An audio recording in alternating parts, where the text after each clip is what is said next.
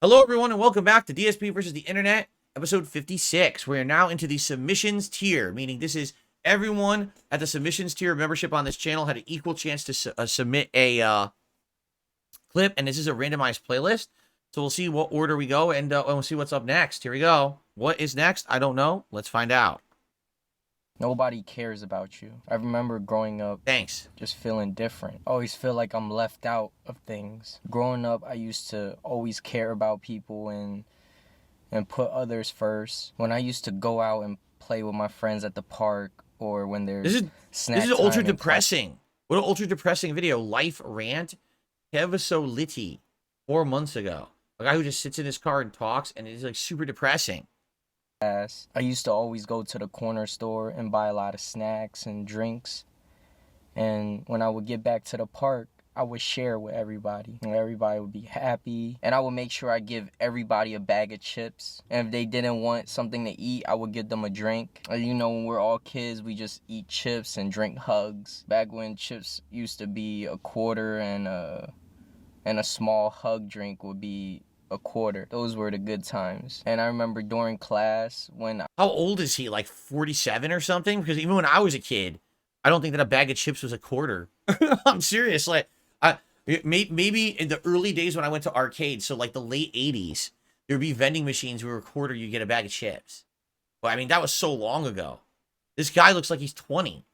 But what place did he live that stuff was a quarter, right? I would bring a snack, and when some of my classmates didn't have nothing to eat and they asked me if they could get some, I would give them some of my snack, whether it was chips, cookies, or whatever I had. But I remember there were a few days where I didn't have any money. I couldn't buy my own chips and drinks. And when they had snacks and we were all playing at the park, when they had something to drink, I would ask them, can I get some chips? And they would say no. And that really got to me. They would say, no, fuck you.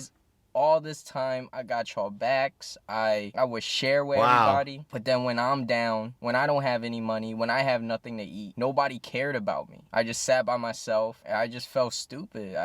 I just felt like I didn't really have any true friends. I didn't really have anybody that cared about me. And the same thing would happen in class if I forget to bring a Is this, snack, I mean, I don't know anything about this guy. Is this real? Or is this like a parody? Or is this a comedy bit? I can't tell. He's hard to read. He's actually pre-deadpan. So if this is a bit and he's like faking it, he's doing a really good job because it seems genuine, does it not? But I have no clue if this is legit or not. I didn't have money and I had nothing to eat. And I asked the same people that I share with, like, hey, can I get a piece? And they would be like, no. He's always going to cry now. That's when I realized nobody cares about you in this world. Wow. Everybody just wants to be around you. Everybody just wants to be around you when you have money, when you can feed them, when you can help them. But the moment you're down and you don't have any money or you don't have anything, nobody sees you anymore. Nobody cares about you anymore. Yeah, I don't know. I still don't know. So people in the chat are saying it's fake. Can you tell? Like, really? It seems heartfelt, but maybe it's fake. I don't know anything about this guy. Nobody cares.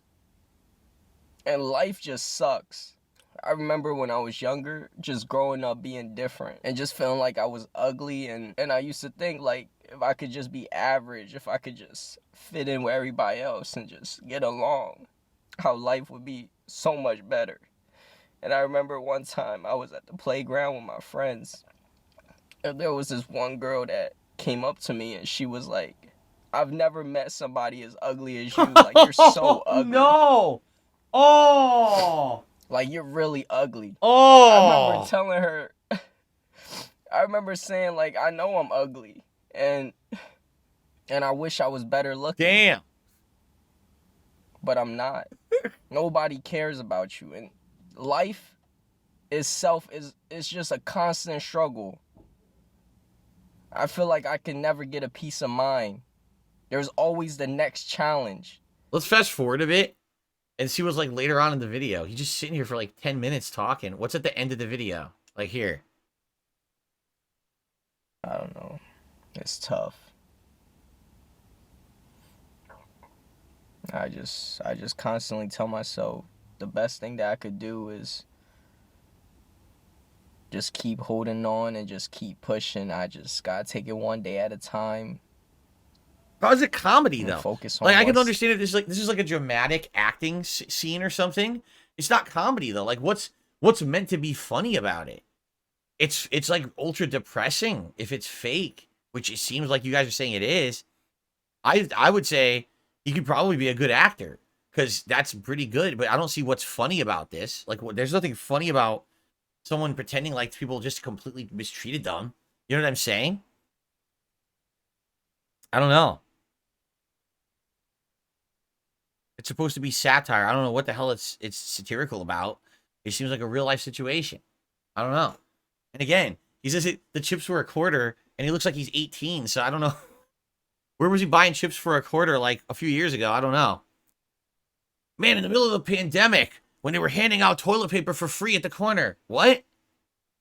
Anyway, what's this? This is the story of Team Strike, a card counting team from Europe formed with the goal of beating casinos at high stakes blackjack. In this 3-part video series, you'll come along with us for the ride. Now, I'm curious. I know at least in the United States, card counting is not allowed, right? They say if you card count, that's cheating, and if they catch you doing it, you basically lose all your winnings and they throw you out of the casino. So I wonder, because they said they did it in Europe, I wonder if it's different in Europe. I have no idea how it works. Happens when a group of counters come together with a lot of cash and a skill that, if all goes well, could be used to win hundreds of thousands of dollars from casinos before they catch us. There are 2 main types of team play in the blackjack world. The first is solo team play. This is where counters will play at separate casinos, but they'll share a bankroll. This is what we did in Project Lewis, a series that is available in full on my YouTube channel. The problem with solo counting is that casinos have got really good at catching card counters. No matter what the counter is doing to try and blend in and act natural, all card counting relies on one major tell: betting big when the count is high and betting small when the count is low. Okay. You might be able to be sneaky, you might be able to be subtle. Given enough time, the casino will catch you. If you've seen my videos before, you'll be used to seeing me get caught and what can happen when you are. This is private property. Sure. This is a privately owned property, and I do not have to cash you out. And then there's the other type, big player / spotter team play, where the team works together in the same casino and the team members are secretly passing information between each other. Card counters, known as spotters, will play at different tables in the casino, usually betting the minimum while keeping the count. When the count gets high, they'll do some form of secret signal to let the BP know it's their time to shine. The big player sees this signal and joins the table. They place a big bet and play out the hand. The spotter will secretly communicate with the BP, either telling them the count via a code word or coding instructions of how the BP should play out the hand. When the count goes negative, the BP is given the signal to leave, and then they just wander around the gaming floor until they get another signal from a spotter to go and play. I wonder how many of you don't know what card counting is. So when you're playing any card game, you're using a deck of cards, and a deck of cards has a certain amount of cards in it. So if you're keeping track of what cards have been played and what cards are in the dead pile because they've been played already, or what's still in the playable pile, you can narrow down your chances of what cards will be played. So in blackjack, you're trying to hit 21. Well, if a lot of the cards are out, the face cards or whatever, now you know what cards are in the deck still, you can gamble more appropriately per the odds if the odds are either more or less in your favor. And if you're completely card counting and you're good enough to track every card in the deck, you can predict almost what's going to happen on certain hands and get an easy win. So that's how it works. Now, casinos have tried many ways to combat this, right? And I don't know if you do like more than one deck and mix the cards. I don't know. It's different how it works, but it's not allowed. Like in American casinos, if you're caught counting cards, they'll just say, we have no obligation to pay you, get out, and they throw you out. So I don't know. You know, again, he's going to do it in Europe. I wonder what will happen. This is that everyone's consistent. The spotters are always betting small money, the big player is always betting big money, which means that the biggest tell has been totally eliminated, making it so much harder for surveillance to catch on. When I got into counting, I was introduced to a man that goes by the name Ultimate. Ultimate introduced me to more counters, and we ended up forming a small team that we called Team Strike. Team Strike first tried BP/spotter play back in March 2020. We employed the classic technique of signaling in the BP and then... In the middle of the pandemic, what was open? passing the count through a code word. And although we didn't get caught, we did lose a staggering $24,800 in one shoe. Oops. That's about a 20-minute span of play. And it was me who signaled in the BP, so I felt extra bad. I remember my team manager saying that it was his worst career shoe, and that much worse wasn't possible. This is probably a good time to mention for the new viewers that although card counting does work, you only win just over half the time. We then flew to another state where our plan to play as a team was quickly shut down due to the start of COVID-19. Yeah. It becomes impossible to do team play when the casinos are limiting the amount of players at each table to 3, and there were literal queues to join the table. Right. Fast forward a year, and I got to know a card counter by the name of Irish AP. Irish was new to counting and didn't know many counters, so Colin Jones from blackjackapprenticeship.com/Stephen gave him my number for us to connect. One day, me and Irish were having a chat, and he mentioned a casino he'd played at in Europe. He was describing the casino. So they're going to this European casino to do card counting. Let's fast forward and see what happened rather than the insane setup.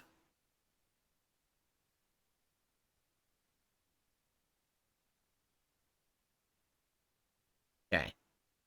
in the scheme of blackjack, but I was the only person playing at my table, so I managed to take a break. Still sitting at the table, but just not playing for a while. This would normally look very weird, but I've established myself as having a very casual manner, frequently taking breaks throughout the night. Irish did eventually catch my signal, and it's a good thing too, because he won a few hands at my table. I had no idea how difficult it is to keep an eye on all the spotters, and also just try and mix in into the environment and look like I wasn't looking for calling signals. It's just so exhausting as well, like doing that for 4 or 5 hours, just wandering around looking for call-ins. It's just feels so unnatural. Counting, signaling, betting, Right. counting, signaling, betting. I agree. Hours I went agree. by. The whole time. When you go to a casino, you're going to go to a table, sit down and play. Okay, I lost too much money. I'm going to get up, take a break. But imagine just someone walking in a circle for like 4 hours waiting for someone to call them over because they were counting cards. Oh, now's the big hand time. Come and bet. You just look like an idiot. You're walking in a circle for hours like no, someone's going to notice that, right?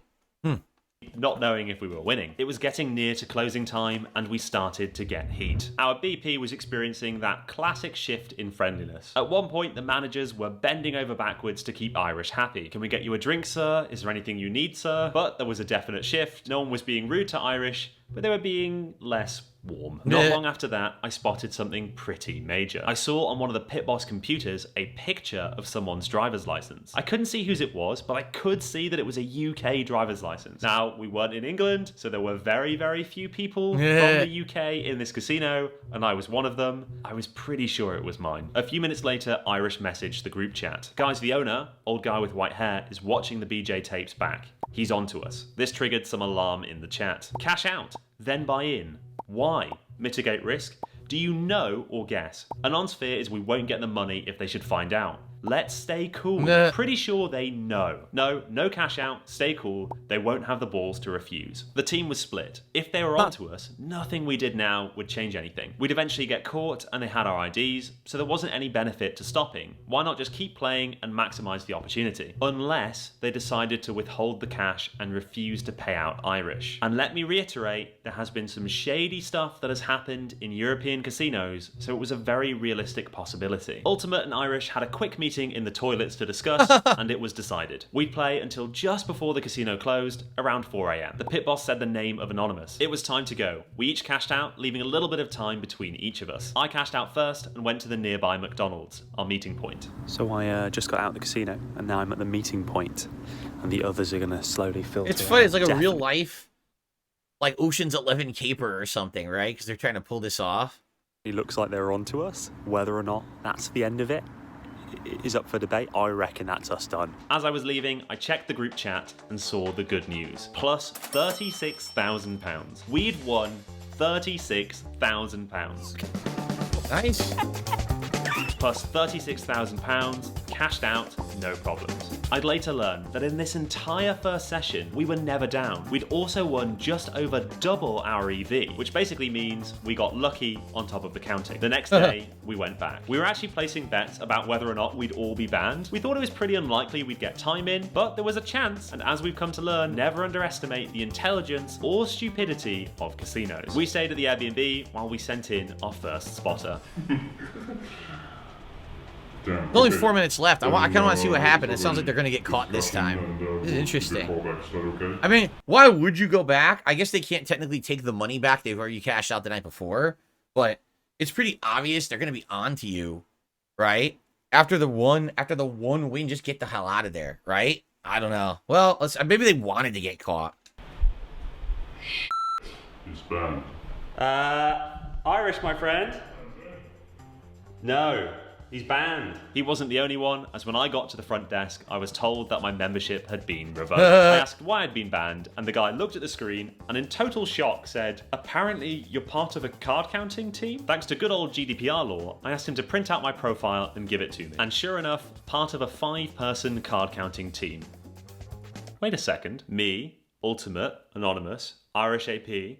Who's the 5th? There's only 4 of us, which means that one poor guy got banned. It's not part of them. Casual night playing blackjack shit. got banned from the casino because they thought he was on our That's team. fucked up. I wish I could have seen the moment that he went back to that casino and found out that he was a card counter. I later found out, and I won't go into why I know this, but the reason we were caught is because when they got suspicious, they looked at the accounts of the players and they saw that a few people were brand new members to the casino. But they had no idea how we were communicating, and they were pretty confused as to how we'd managed to win so much money. We knew the spotters joining the casino on similar dates would be a risk, but we weighed it up versus sending people over to join months in advance, and we just thought it wasn't worth doing. Having won 36k. I mean, yeah, that's true. Of course, that's one of the things they're going to cross-reference. And that's the thing you'll never be able to avoid unless you're so elaborate with your planning that you are doing it months in advance and separate it out, I guess. Interesting. That's so sad.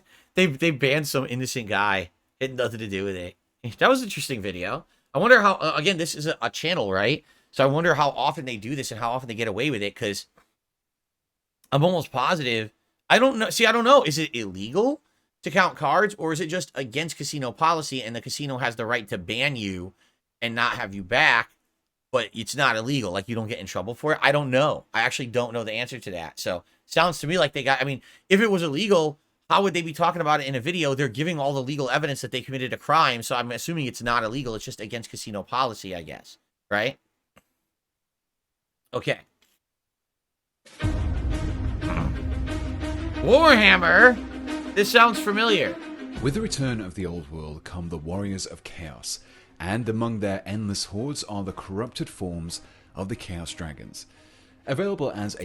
I'm just going to say this, like, it's been interesting watching Warhammer stuff over the last few weeks, because you guys have really enjoyed watching me watch this stuff and react to it, I feel. But I'm going to be honest, I think too much of a good thing just makes it not as interesting. I mean, this is now, what, week 3, week 4 of Warhammer? So I would say maybe give it a rest for a few weeks before we bring it back. Because if there's more Warhammer every week, people are going to get bored with it, including me. Okay? Well, let's see what this is. A mount option for Chaos Lords and Sorcerer Lords. It's an... It is legal, but they won't let you play when they realize that you're counting cards. So basically, they have the right to ban you and throw you out, but it's not illegal to do. Okay. Interesting. Impressive centerpiece for your army. But that classic Chaos Dragon model is getting a little long in the tooth, and that's if you can still get your hands on one. So, let's bring this model up to date and kit bash a Chaos Dragon for the old world. Jonas Cryptborn formed the basis of this model. From the Age of Sigmar range, this plastic dragon is imposing while still being compact enough to fit within the constraints of a 60 by 100mm base. After removing the required... So basically, what he's saying is, in Warhammer, you use the same models over and over and over, and some of them can get outdated, and so someone tried to design a new version of this one. And here it is, plastic pieces you separate, and then I guess you snap them together. See here. Sides of the neck, yeah, look at that, faced each other. While the split neck and 2 heads were a good start, there were other chaotic mutations that could be added, such as spikes. These were mostly sourced from the same Hydra kit that supplied the necks, as well as repurposing a few of the horns cut away from the dragon heads. These spikes were clipped, trimmed, and glued across the neck and tail. While some of these were quite precariously placed, they would be reinforced somewhat later on. Nothing says chaos more than multiple eyes, and these would be added across the head and upper neck. Eye sockets were created by drilling variously sized shallow holes, oh my God, which allowed ball bearings of matching sizes to be superglued into them, creating the eyes. To help build up the torn neck effect. Kit bashing is the act of mixing parts of different sets that were not meant to go together. So they're basically combining things from different kits to make this as like a hybrid. Okay. Fact, whilst also creating support for some sculpting later, some lengths of 1mm plastic rod were attached to the lower part of the neck. But first, more drilling was done. 1mm holes were drilled into opposite sides of the necks, before gluing a couple of lengths of 1mm plastic rod at an angle so that it spanned across the neck. With the heads, necks, and eyes prepped, sculpting could begin. Sculpting. The goal here was to create the appearance of the flesh mutating and knitting back together following the split. This was done by first mixing up a fresh batch of green stuff and rolling it out into thin strands. Huh. These were laid out and pressed across the insides of the neck and head. Using a combination of rubber-tipped and metal tools, lines and creases were scoured into the putty before additional strands of putty were laid adjacent and across them. These were steadily built up until it created a series of interlocking strands. During this process, I made sure to use a little Vaseline over my tools and fingers. This helps to stop the putty from sticking and generally leaves a smoother finish. Once one side was completed, the putty was allowed to cure. With one side fully cured, it allowed me to proceed with the other side without... Okay. Wings. The rider. He actually has a little rider on there. Top. This allowed me to ensure that the torso could fit properly against both the legs and saddle before it was glued into place. From here, I could continue to build the turnus as per the instructions. Which brought me back to adding the final touches to the dragon. With all the sculpting complete, I could attach the shoulder armor that came with the original kit, but not before removing the strips of parchment first. In addition to this, a leftover torso piece from the Demon Prince kit was glued to the dragon's chest. Finally, a Marauder Horseman shield and chains were added, along with a cluster of skulls. This just helped to further that chaotic appearance of the dragon. From here, all I was left to do was to create some... Drill up his ass! Come on! But before we take a look at the finished model, if you are enjoying this video... Drill up his butthole. So here's it painted. Let's see what it looks like after And here we have the completed Chaos Lord mounted on a dragon. When it came to the paint scheme, I took inspiration from the colours of the original miniature, combined with a few colour ideas taken from the Total War's Chaos Dragon. You can find all the kits and tools used to make this model in the description below, and if you have any suggestions for other... So I guess it's supposed to be a mutated dragon. A regular dragon wouldn't have two heads, but this one has two heads, so it's like a mutant dragon or something like that. That's interesting. That's cool. I mean, it's amazing. Look at the detail in the painting. How long that must have taken to painstakingly paint that, right? Wait. All right, let's see what the next video is. See if we can squeeze it into this part before we split the part. Oh, guys, it's more Warhammer. I'm going to say, if you guys are going to submit Warhammer videos, please don't submit 2, because there's no way I'm going to watch 2 in a row. All right? And that's too much Warhammer overload. It has something to do with the send it to me sometime if you want, or if I can get over there.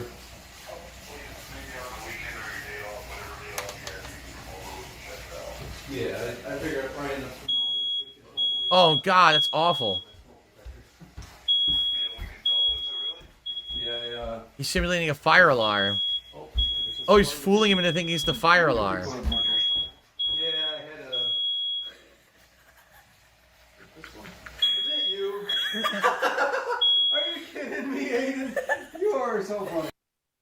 Oh, that was it. It was a prank. All right. All right, well, ladies and gentlemen, thank you for watching so far. DSP versus the Internet. We're 2/3 through. We still got 2 more parts to go, and I hope that you guys are enjoying the show. Thanks for watching, and again, remember, you become a member today, you can be someone. Submit the clips for next week's show. Ultra members are guaranteed to be watched. Submission members are in this playlist we're in right now, doing random order, and we may jump around a bit. I think we have an hour left. Maybe we'll watch a few more and then hit random again and see what happens with the order. All right, but anyway, thank you guys so much. I'll see you in the next part.